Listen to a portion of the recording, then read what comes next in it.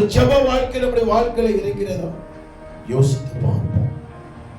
ஒரு காலத்துல எலியா பக்தி வைராக்கியமா இருந்தது உண்மைதான். ஒரு காலத்துல சிம்சோன் வெற்றி அடைந்தது உண்மைதான். ஒரு காலத்துல தேவனுக்கு சில காரியங்கள் செய்தது உண்மைதான், இல்லைன்னு மறுக்கல. ஆனா அதை வச்சு வண்டி ரொம்ப நாள் ஓடாது. ரோமின் சொல்லுங்களேன். அல்லேலூயா. என்னைக்கோ ஏற்றப்பட்ட சார்ஜர் செல்போன்ல என்ன செய்யறது?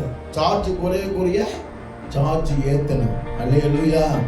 என்னதான் 40 நாளைக்கு செல்போன் வாங்கினாலும், பல ஆயிரங்களுக்கு ரீசார்ஜ் பண்ணாலும் செல்போன்ல சார்ஜர் இல்லைன்னா ஒண்ணுமே கிடையாது. அல்லேலூயா சொல்லுங்க.